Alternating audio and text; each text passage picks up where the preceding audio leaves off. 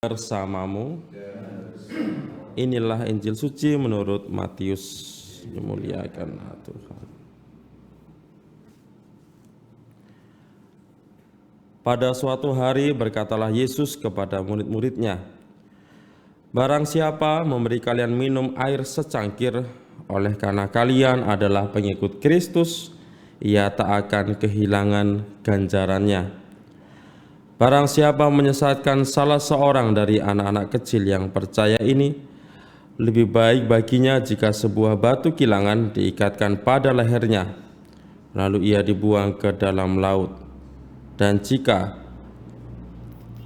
tanganmu menyesatkan engkau, potonglah, karena lebih baik bagimu dengan tangan terkudung masuk dalam kehidupan, daripada dengan utuh kedua belah tangan masuk dalam neraka, ke dalam api yang tak terpadamkan.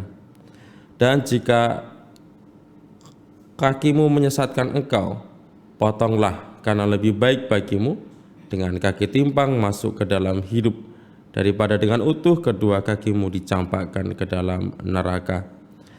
Dan jika matamu menyesatkan engkau, cungkilah, karena lebih baik bagimu masuk ke dalam kerajaan Allah dengan bermata satu, daripada dengan bermata dua dicampakkan ke dalam neraka, di mana ulat-ulat bangkai tidak mati dan api tak pernah padam. Sebab setiap orang akan digarami dengan api.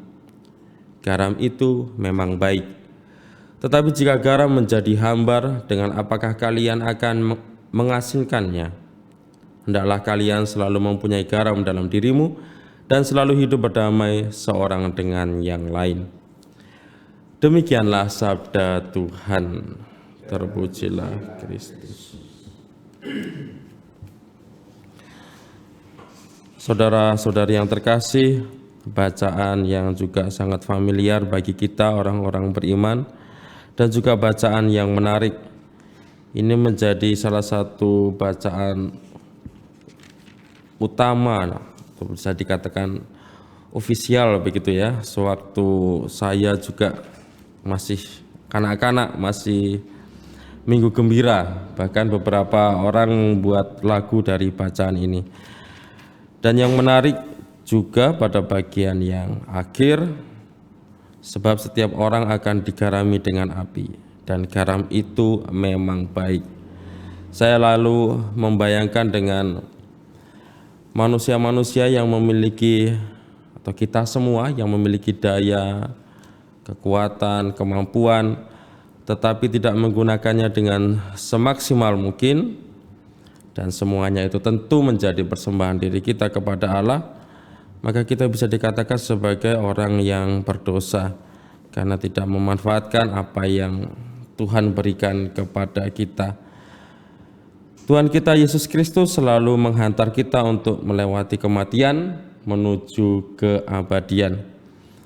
Tuhan kita Yesus Kristus selalu memberikan kelegaan bagi kita yang meminta pertolongan, dan yang terutama adalah memberikan kesejahteraan kepada kita, bukan hanya karena kita memang telah memintanya dengan ketekunan kita, tetapi sungguh bahwa semuanya sudah dihadirkan oleh Allah Bapa yang Maha Baik, yang selalu memperkenankan anak-anaknya kembali jikalau berdosa, jikalau menjauh darinya.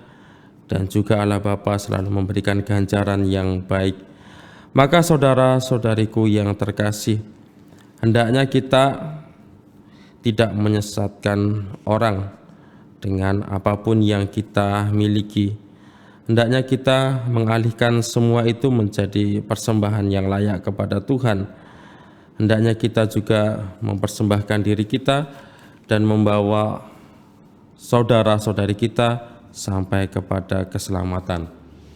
Sabda yang sangat baik ini memberi inspirasi kepada kita agar kita sungguh-sungguh memberikan diri, memberikan daya kita bagi sesama demi keselamatan kita semua.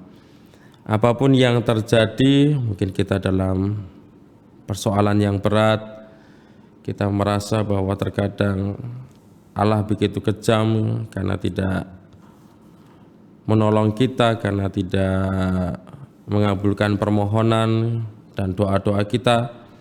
Tetapi dalam situasi yang seperti itu sesungguhnya kita harus semakin mendekatkan diri kepada Tuhan. Maka baik bagi kita untuk semakin mendalami sabda ini secara khusus dalam hari ini dalam perjuangan hidup kita yang memungkinkan kita untuk kembali